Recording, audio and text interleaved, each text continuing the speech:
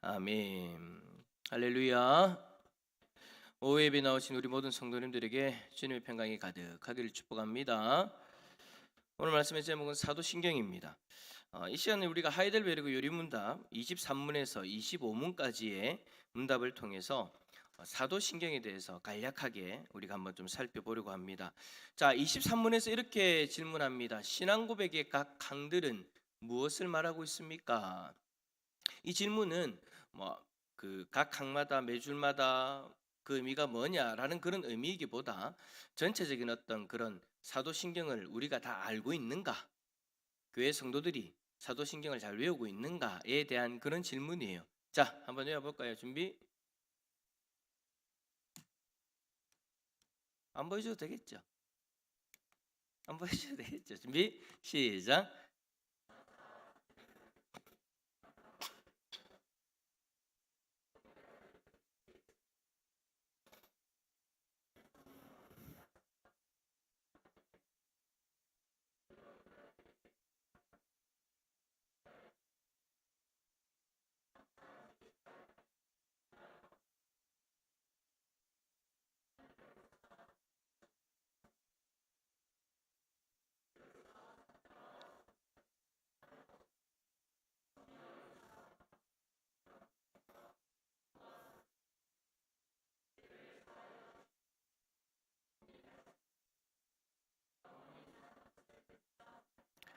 아멘. 여러분 사도신경을 외우시는데 제가 감동이 딱 되어지는 게 어떤 분들은 눈을 딱 감으시고 전능하사 이러다 그냥 뭔가를 외우듯이 외운다라는 것으로 어떻게 우리의 입술에서 나가는 것이 아니라 그 하나하나를 고백할 때 마음을 담으시려고 하는 그런 여러분들의 모습이 보여가지고 참 제가 감동이 되어집니다. 물론 마스크를 쓰고 있어서 누가 이야기하는지 안 하는지는 잘 표현은 안 되지만 이 마스크가 살짝 움직이는 게 또 보여지기도 하네요. 어쨌든 그렇게 우리가 사도신경을 고백해야 되지 않나라는 그런 생각이 들어요. 여러분들이 방금 하셨던 것처럼 그 하나하나의 한 문장 한 문장이 여러분들의 마음을 담아서 나의 진심 어린 고백으로 하나님 앞에 드리는 거죠. 그것을 우리는 우리의 신앙 고백으로 그렇게 하나님 앞에 드리는 겁니다. 여러분 사도신경이 원래는 처음부터 사도신경으로 불리지는 않았습니다. 신앙의 상징이라고 그렇게 불렸대요. 신앙의 상징이라고 그렇게 불려졌을 때 상징이라는 이 영어 단어가 심볼인데 이것은 여러분 어떤 사람이나 사물을 다른 사람이나 사물과 구별하는 그런 어떤 하나의 증표 혹은 표시를 의미하는 그런 단어입니다. 그러니까 군사적인 심벌이라고 하면 아군과 적군을 구별하는 그런 어떤 하나의 증표를 뜻하기도 하죠. 여러분 군대 갔다 오신 분들은 아시겠지만 적군과 우리 편을 구별하기 위해서 식별한다라고 그렇게 하거든요. 그래서 훈련을 뛸 때마다 적군과 아군을 구별하기 위해서 그 띠가 있어요. 이게 색깔을 이야기하는 게 군사 기밀을 유출하는 건 아니겠죠, 그죠? 다 아니까 뭐 사진 찍어보면 다 나오니까 하얀색, 노란색 해가지고 이쪽 팀은 노란색, 이쪽 팀은 하얀색. 근데 만약 전쟁이 일어나면 그거를 이제 즉각적으로 어떻게 그 신호를 보내가지고 똑같이 우리 군은 노란색이면 노란색, 하얀색이면 하얀색 그렇게 이제 구별을 하도록 되어져 있죠. 그렇게 이제 식별한다, 우리 편을 표시한다라는 것을 의미하는 거예요. 이러한 단어가 교회와 관련되어져서 사용되어질 때에는 교회와 그리고 교회에 속한 회원들을 온갖 다양한 이단들과 구별해주는 그런 기독교 신앙을 뜻하는 의미로 이 심벌이 사용되어지죠. 어떤 이들은 이 기독교 신앙의 이 요약을 가르쳐서 신조다라고 그렇게 부르기도 하는데 이렇게 부르는 이유는 사도들이 한 사람씩 특정한 일부분을 작성한 것을 모아놨다라고 여기기 때문입니다. 하지만 이러한 주장은 전해 내려오는 전승이기 때문에 그 사실을 입증할 수 있는 방법은 없어요. 아니 그냥 그렇게 해서 그래 되었다라고 그렇게 이야기 내려오니까 사도들끼리 모여가지고 한 문장씩 만들자라고 그렇게 이야기를 해서 전해졌다라고 그렇게 이야기 내려오는데 이것이 맞는지 틀렸는지는 입증할 방법이 없어요. 그래서 좀 더 정확하게 우리가 이야기를 한다면 사도적 신조, 즉 사도신경이라고 부르는 것은 이것이 초신자들이 믿고 고백해야 될 사도들의 가르침들을 포함하고 있기 때문에 우리는 사도의 신조, 사도적 신조, 즉 사도신경이라고 그렇게 이야기를 한다라고 여러분들이 생각하시는 게 더 옳을 것 같습니다. 어쨌든 여러분, 사도신경 이후로는 여러 신조들이 고백되어지는데 교회들은 그러한 신조들을 거의 다 받아들입니다. 왜냐? 예를 들면 니케아 신조, 아타나시우스 신조, 에베소 신조, 칼케돈 신조, 그런 신조들을 교회들이 받아들여요. 왜 그런 신조들을 우리가 받아들이는가? 그 이유는 이 다른 신조들이 사도신경과 본질적으로 다른 것이 아니고 초대교회 당시에는 그랬습니다. 사도신경의 이 간결함을 이용해서 이단들이 왜곡시켜서 전파했기 때문에 그 의미를 좀 더 분명하고 그 다음에 좀 더 정확하게 설명하기 위해서 살들을 붙인 것이 제가 방금 말씀드렸던 사도신경 이후에 나타났던 신조들인 거예요. 그러니까 사도신경을 내용을 반복하고 보완한 것이기 때문에 그 다른 신조들을 교회들이 다 받아들인 거죠. 자, 그렇다면 사도신경의 내용과 같이 고대 교회의 감독들과 교사들이 이렇게 간결하게 신앙 고백을 작성한 이유가 뭘까요? 여러분들, 우리가 사도신경을 딱 외웠을 때 복잡하다라는 그런 생각은 안 들잖아요, 그죠? 어찌 보면 아주 간결하게 성부 하나님, 성자 하나님, 성령 하나님에 대해서 간결하게 그렇게 정리를 해놨는데 왜 그렇게 간결하게 정리를 했냐라는 겁니다. 한 세 가지 정도를 생각할 수 있는데, 첫 번째는 장년들과 젊은이들로 하여금 기독교 신앙의 주요 요점들을 잘 기억할 수 있도록 하기 위해서 이렇게 간결하게 작성해 놓았다라는 거예요. 여러분, 사도신경 외울 때 혹시라도 나는 너무 어려워가지고 아직까지도 못 외우고 있다라는 분 있으십니까?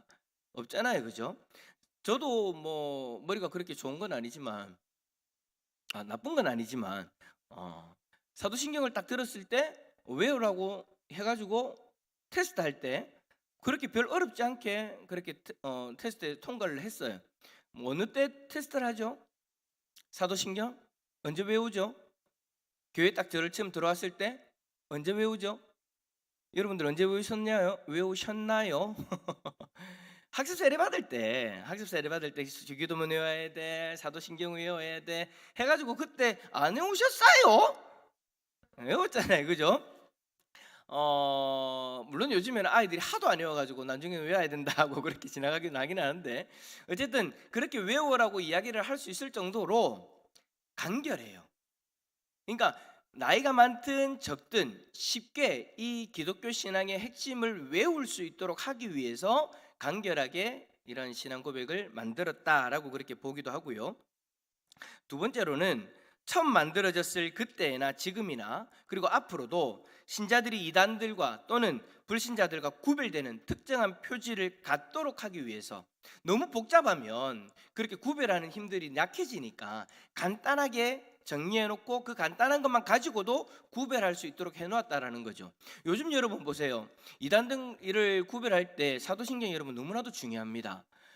특별히 신천지 같은 경우는 여러분들이 잘 아시는 것처럼 사도신경의 내용을 100%다 받아들이지 않거든요. 그래서 교회들을 공격할 때 사도신경을 제일 먼저 건드려요. 왜냐하면 그것이 우리 교회 공동체의 신앙의 기본이기 때문에 그 기본을 건드려서 야, 이건 잘못된 것 아니냐, 그러니까 자기들이 옳다라는 것을 이야기하기 위해 공격하기 위해 공격을 하는 거죠.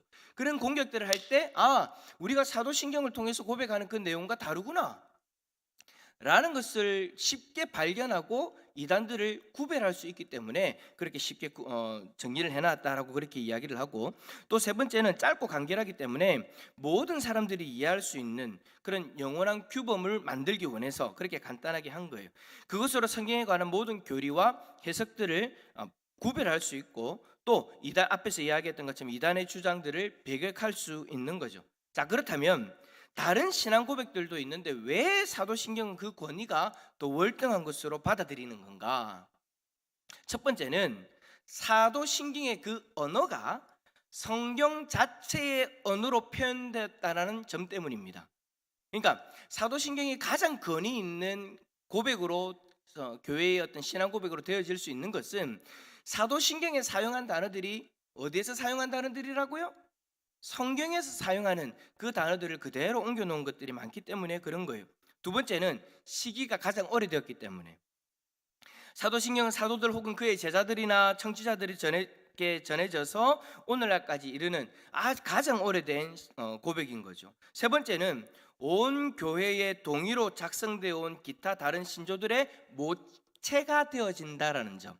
그래서 우리가 고백하는 그 사도신경이 가장 권위가 있는 신앙 고백이 되어지는 겁니다. 자, 이러한 이유들로 인해서 사도신경은 간결하면서도 권위가 있는 거예요. 그래서 사도신경은 역사적으로 예배에서 공동의 신앙 고백으로 계속해서 암송되어져 왔고, 그 암송되어져 온 것이 지금도 우리에게 전해져서 우리는 대부분의 예배에서 사도신경을 고백하는 겁니다.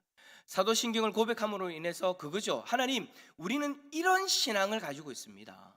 성경을 통해서 발견한 이 신앙, 우리는 이 신앙으로 하나 되어져 있는 공동체이고 이 신앙으로 우리가 하나님 앞에 나아가는 겁니다 라고 그렇게 받아들이고 고백할 수 있다라는 거예요. 그 정도로 사도신경은 권위가 있다라는 것을 이야기하는 것입니다. 만약에 사도신경이 부딪히는 신앙을 가지고 있다? 나는 사도신경을 내 신앙으로 고백하지 못한다? 그러면 우리와 함께 신앙생활을 하기에는 문제가 되어지는 거예요. 이거는 여러분 사도신경 좀 어려운다고, 사도신경은 좀 다르게 생각한다고 뭐 큰 겁니까? 아니요 여러분. 사도신경을 받아들이지 못한다는 것은 성경의 내용을 받아들이지 못한다는 것과 같은 거예요. 여러분, 사도신경의 내용이 성경의 내용과 다릅니까? 사도신경의 내용은 성경에 있는 내용의 핵심, 성부 하나님, 성자 하나님, 성령 하나님에 대해서 핵심적인 부분만 가지고 와서 기록한 거기 때문에 이걸 못 받아들인다? 그러면 우리하고 함께 신앙생활 할 수 없는 그런 신앙이다. 앞에서 이야기한 것처럼 그런 신앙은 어떤 신앙이다? 이단의 가르침을 쫓는 신앙이다라고 볼 수 있는 것이죠. 자, 그렇다면 23문, 이러한 신앙 고백은 어떻게 구분됩니까? 제가 앞에서 이제 이야기 다 했어요. 세 가지예요. 봅시다. 첫 번째는 성부 하나님과 우리의 창조, 두 번째는 성자 하나님과 우리의 구속, 세 번째는 성령 하나님과 우리의 성화. 성부 하나님, 성자 하나님, 성령 하나님. 그래서 여러분들이 사도신경을 딱 보시면 딱 그렇게 나눠져요. 성부, 성자, 성령으로 딱 나눠져요. 근데 이제 그 내용의 차이가 이제 몇 줄이냐 뭐 그런 차이는 있긴 있는데 그런 건 중요한 게 아니잖아요, 그죠? 성부 하나님의 창조, 성자 하나님의 구속, 성령 하나님의 성화, 그렇게 분명하게 딱 나눠져요. 나중에 집에 가가지고 사도신경 적혀 있는 어디 적혀 있어요? 성경책 앞에 딱 나눠 있잖아요, 그죠? 딱 보세요. 딱 그렇게 나눠져요. 자, 이렇게 세 부분으로 창조되어져 있는데, 자, 이 구분대로라면 이제 혹시라도 오해할 수 있을 것 같아요. 그러면 성자와 성령은 창조에 관련하지 않았고, 성부와 성령은 인류의 구속하는 것에 관심 두지 않았고, 성부와 성자는 신자를 거룩하게 하는 것이 아니구나라고 그렇게 받아들이게 되는데, 그게 여러분 맞아요, 틀려요? 틀렸죠. 사도신경의 성부, 성자, 성령에서 창조, 구속, 성화에 관해서 기록되어져 있다고 하더라도 성부가 한 일에 성자와 성령이 개입하지 않은 것이 아니라 함께 하셨고, 성자 하나님이 하신 일에 성부와 성령님이 함께 하셨고, 성령 하나님이 하시는 일에 성자와 성부가 함께 하셨죠. 그것은 여러분 성경을 보면 정확하게 나뉩니다. 자, 성부께서 우리를 구속하십니까? 안 하십니까? 구속사역에 성부 하나님이 하신 일이 있어요? 없어요? 있죠. 자, 로마서 8장 32절 읽어봅시다. 자기 아들을 시작.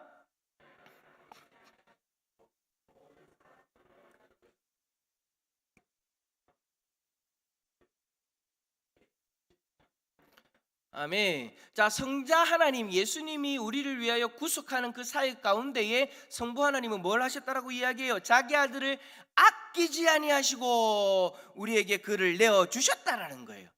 성부 하나님이 하신 일이 분명히 있다라는 거죠. 그 다음 요한복음 3장 17절을 읽어봅시다. 시작. 하나님이 그 아들을 세상에 보내신 것은 세상을 심판하려 하심이 아니요 그로 말미암아 세상이 구원을 받게 하려 하심이라. 아멘. 성부 하나님이 그 아들을 세상에 보내셨다. 그리고 그로 말미암아 구원을 받게 하려 하셨다라는 것이 성부 하나님이 구속사역 가운데 하신 일이다라는 거죠. 이 말씀 속에서 성부 하나님이 우리를 구속하기 위해서 무엇을 하셨는가를 우리는 알 수 있는 거예요. 그리고 성부께서도 우리를 거룩하게 하십니다. 성령 하나님의 거룩하게 하시는 그 사역을 성부 하나님도 함께 하신다라는 거예요. 자, 갈라디아서 4장 6절 읽어봅시다. 시작. 너희가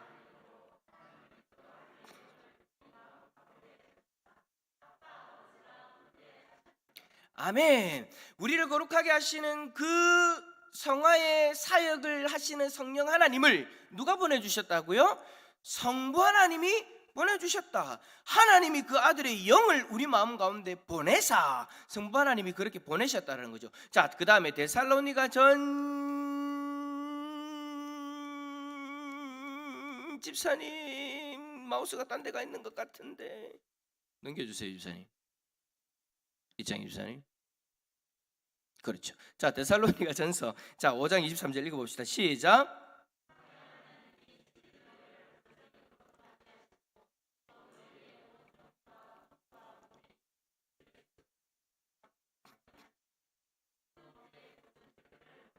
아멘. 평강의 하나님이, 여기서 하나님은 성부 하나님을 얘기하는 거예요. 성부 하나님이 친히 너희를 온전히 거룩하게 하시고, 성령 하나님의 고유한 사역인데 그것을 함께 하시는 하나님, 하나님이 우리를 온전히 거룩하게 하신다. 그리고 우리를 보존하기를 원하신다. 자, 뿐만 아니라 성자께서도 우리를 창조하신 일 가운데 여러분 함께 하셨죠. 요한복음 1장 3절 읽어봅시다. 시작. 만물이 그로 말미암아 지은 바 되었으니 지은 것이 하나도 그가 없이 되는 것이 없느니라. 아멘. 여기서 그가 바로 예수 그리스도 성자 하나님을 얘기하는 거예요. 그리고 성자께서도 우리를 거룩하게 하시는 일 가운데 함께 하십니다. 고린도전서 1장 30절 시작. 너희는 하나님으로부터 와서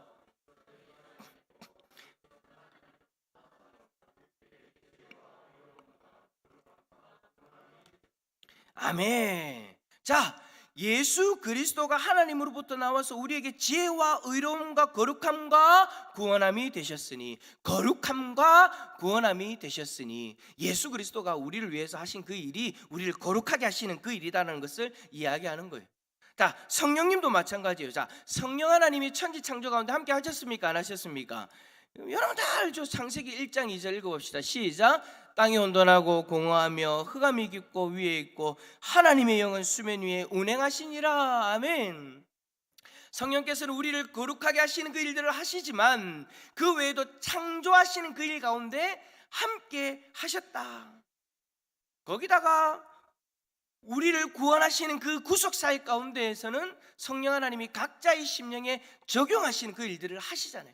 성령 하나님이 우리에게 믿음을 선물로 주셔야 우리가 믿음을 고백하고 구원받는 거잖아요. 성령 하나님도 우리 창조 가운데 함께 하셨고 우리를 구속하시는 일 가운데 함께 하시면서 그렇게 우리에게 역사하고 계신다는 것을 이야기하는 거예요. 그래요, 여러분, 성부, 성자, 성령께서는 함께 창조하셨고 함께 우리를 구속하셨고 함께 우리를 거룩하게 하신다라는 것. 그러나 이런 말을 할 때에 우리는 삼위 하나님이 고유한 사역을 담당하셨다는 것도 간과해서는 안 되는 거예요. 무슨 말이에요? 성부 하나님은 창조 사역의 근원이시면서 동시에 성자와 성령과 함께 사역하시는 거예요. 성자 하나님은 직접 구속의 사역을 행하신 분이시기 때문에 구속을 성자의 사역으로 말하지만 성부의 계획과 개개인의 그 구원을 적용하시는 성령의 사역이 반드시 필요한 거죠. 하지만 십자가에서 자신이 죽으신 거예요. 우리를 위해 자신이 피를 흘리신 거예요. 그래서 이 구속 사역의 주관은 누가 하는 거예요? 예수 그리스도의 고유한 사역이다라고 이야기할 수 있는 거죠. 그리고 성화를 성령의 사역으로 말하는 것은 성령께서 우리를 거룩하게 하시고 그 일을 우리에게 이루시기 때문이지만 이 일을 위해서 성부와 성자와 함께 하신 일들이 분명하게 존재한다는 것을 제가 앞에서 이야기를 해드린 거예요. 자, 그렇다면 제25분, 신적인 분은 오직 한 분이신데 어째서 그대는 누굴 이야기하는 겁니까? 나 얘기하는 거다. 그대는 성부, 성자, 성령의 삼위를 말합니까? 무슨 말이에요? 왜 하나님을 삼위로 말하냐라는 것을 이야기하는 거죠. 솔직히 여러분, 하나님을 삼위 하나님으로 말하면 참 이거 우리가 신앙생활하면서 제일 이해가 안 되는 부분이죠. 한 분이신 하나님을 왜 세 분이라고 이야기하느냐? 삼위일체, 이 이야기는 여러분 우리의 상식적으로는 도무지 이해가 안 되는 부분이고 설명도 안 되는 부분이에요. 왜 그렇죠? 교리대학 하신 분들은 딱 여기서 대답하실 수 있어야 되는데 왜 그렇죠? 그래요. 다음에도 교리대학 들어요. 왜 그러느냐? 그러한 존재가 이 땅에 없기 때문인 거예요. 우리가 여러분 무엇인가를 설명을 하려면 우리가 보고 들은 바가 있어야 설명이 되는 거잖아요. 그런데 삼위일체와 같은 그런 존재는 이 땅에 없기 때문에 우리는 그에 대해서 완벽하게 설명할 수가 없어요. 사람들이, 학자들이 그 부분에 대해서, 삼위일체 하나님에 대해서 설명하려고 오만 예를 다 들어봤지만 그 예들마다 여러분 다 허점이 있어요. 성경에서 이야기하는 완벽한 삼위일체의 하나님을 설명할 수 있는 그 무엇도 이 세상에 존재하지 않다라는 거죠. 그럼에도 불구하고 우리가 성부, 성자, 성령으로서 한 하나님이 삼위라고 고백하는 이유는 무엇입니까? 하이델베르그 요리문답에서는 이렇게 답을 합니다. 자, 읽어봅시다. 시작.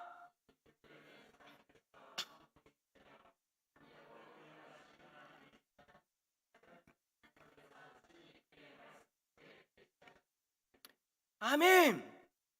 우리가 삼위일체 하나님에 대해서 이야기하는 이유는요, 다른 이유가 아니에요. 그냥 그랬으면 좋겠다. 그런 신이면, 그런 좀 신비한 어떤 신적인 어떤 그런 게 있으니까 삼위일체 하나님을 이야기해가지고 하나님을 완전히 신비한 어떤 그런 존재로 만들어버리자, 그런 의도가 아니에요. 우리도 이해가 되지 않고 완벽하게 설명할 수 없는 그 삼위일체의 하나님은 하나님이 자신을 말씀을 통해 그렇게 우리에게 계시하고 있기 때문입니다. 하나님이 자신에 대해서 우리에게 그렇게 나는 이러한 존재다라고 말씀하고 계시기 때문에 우리는 그 말씀하시는 것을 그대로 받아들이니 삼위일체 하나님이 되어지는 거예요.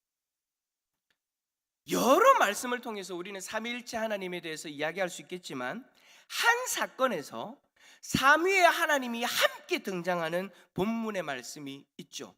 마태복음 3장 16절과 17절 읽어봅시다. 시작.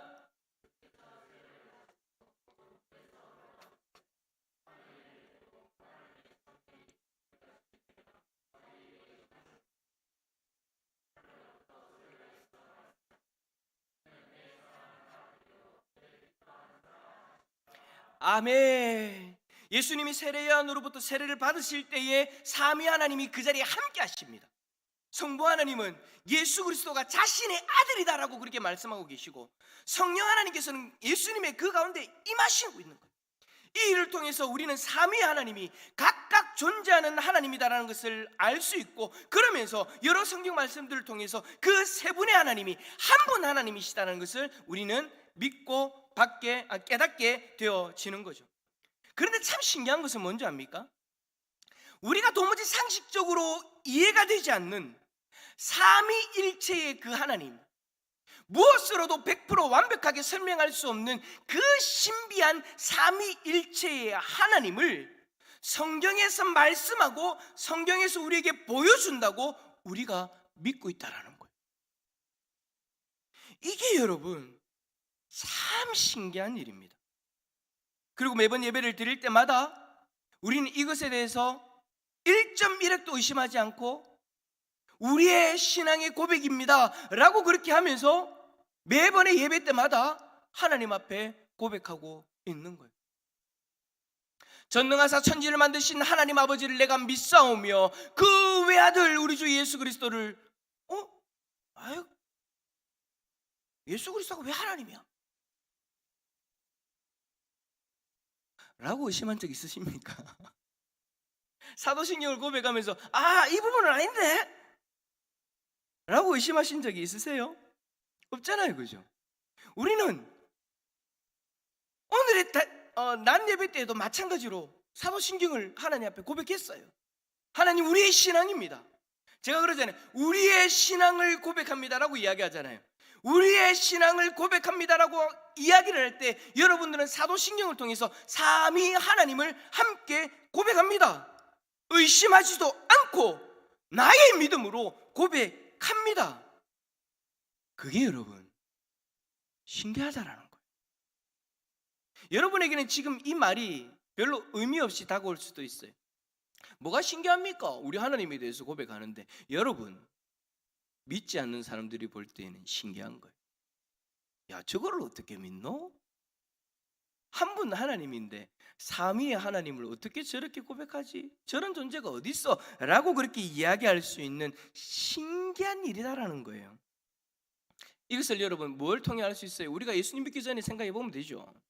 여러분, 이거는 도무지 우리가 믿을 수 없는 내용이에요. 그런 존재가 이 땅에 어디 있어요?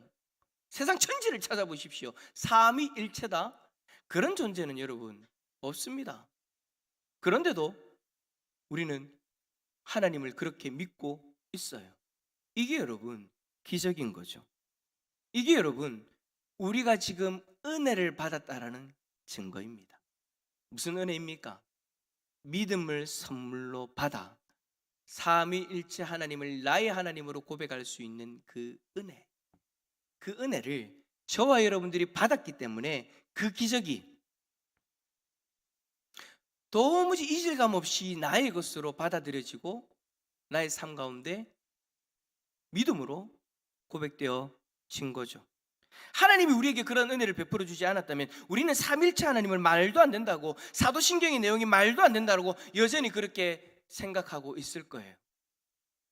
근데 그것이 우리에게 은혜로 우리에게 주어졌기 때문에, 믿음으로 받아들일 수 있는 기적이 일어났기 때문에 우리는 나의 믿음으로, 나의 고백으로 눈을 딱 감으면서 전능하사 천지를 만드신 하나님 아버지를 내가 믿사오며 그 외아들 우리 주 예수 그리스도를 믿사오며 나의 믿음의 고백으로 한 절 한 절 마음을 담아 고백할 수 있는 거죠. 분명히 삼위의 하나님이 한 분이시다라는 삼일체의 하나님은 말도 안 되는 이야기라고 거부하던 우리가 어느 순간 그것을 믿으면서 그것을 고백하고 있는 우리의 모습을 보면 내가 바로 기적이구나 라고 말할 수밖에 없는 거예요. 그 기적이 우리에게 일어났고 그 기적으로 우리는 매번의 예배 때마다 우리의 신앙을 사도신경으로 고백할 수 있는 거죠. 자, 우리 옆에 있는 분에게 그런 마음으로 한번 고백합시다. 지금은 이제 살살 잠이 올 때인데 옆에 있는 분 딱 째려보면서 이렇게 얘기합시다. 당신이 기적입니다. 시작. 당신이 기적입니다. 그 기적이 우리에게 일어난 거예요. 그 기적 하나님이 우리에게 일으키신 줄 믿습니다. 이 기적은 내가 선택한 게 아니에요, 여러분. 하나님 쪽에서 우리를 선택하셨고 하나님 쪽에서 우리에게 그 기적을 행하신 거예요. 그러므로 여러분, 우리가 신앙 고백을 할 때마다 그냥 아무 생각 없이 습관적으로 하면 안 된다는 거예요. 여러분이 방금 전에 예배 시작할 때, 말씀 듣기 시작할 때 그때 여러분들이 보여주셨던 그 모습처럼 전심을, 마음을 담아 한 절 한 절에 여러분의 진심을 담아 믿음으로 고백해야 되는 거죠. 이 고백을 할 수 있는 기적을 하나님이 우리에게 행하셨음을 감사함으로, 그리고 이 은혜를 누리는 자답게 진지하게 고백할 수 있기를 축복합니다. 사실 어떤 분들은요, 사도신경을 마치 주문처럼 외웁니다. 아무런 의미 없이 전능하사 천지를 만드신 하나님 아버지를 내가 믿는데 나 딴 거 가스불 올리고는 막 가다가 그래 성부와 성자들 아무런 의미 없이 주문처럼 마치 그렇게 외워요. 제가 이전에 사역했던 교회들 가운데 이제 새벽 예배를 부교육자들이 이제 인도를 하면 이제 1부와 2부로 나눠져 있어가지고 1부 기도회를 딱 하고 딱 내려오다 보면 2부 새벽 기도가 딱 진행될 때에 어떤 교육자들이 이제 사도신경을 이제 외우자고 합니다. 그 사도신경을 외우는데 지나가다 딱 들으면 저희 교육자 1부 예배 드리고 딱 가는 교육자들이 그렇게 이야기합니다. 사도신경을 저렇게 하다니. 제가 앞에서 웃으면서 이야기했던 그런 부분들처럼 있잖아요. 전능하사 천지를 만드신 하나님 아버지, 아니면 졸려고 전능하사 천지를 만드신 하나님. 그러면 이제 딱 끝나면 이제 다 이제 우리 후배잖아요. 그러면 딱 끝나자마자 불러가 사도신경을 그렇게 고백하면 안 되죠. 우리의 신앙 고백을 그렇게 하면 안 되죠. 그래서 저희들이 또 내뱉은 말이 있으니까 또 앞에서 인도할 때 더 신경을 써서 하는 거예요. 내 마음을 담아서 한 절 한 절, 하나님, 이게 나의 고백입니다. 하나님, 이 고백이 우리 신앙의 고백이, 우리 공동체의 고백입니다. 하나님, 이 고백을 할 수 있도록 우리에게 믿음을 주셔서 감사합니다. 그래서 내 마음 한 절 한 절 담아가지고 그렇게 고백하게 되는 거예요. 간절히 바라기는 이 사도신경을 우리가 고백할 때마다 진지하게 그리고 진심으로 고백할 수 있기를 바랍니다. 그리고 그 고백을 할 때마다 하나님이 나에게 일으키신 그 기적, 하나님이 나에게 주신 그 은혜를 발견하고 묵상하고 더 감사함으로 고백함으로 더 깊은 하나님의 귀한 뜻을 발견하고 경험하는 우리 모든 성도님들이 다 되어질 수 있기를 예수 그리스도 이름으로 축원합니다. 함께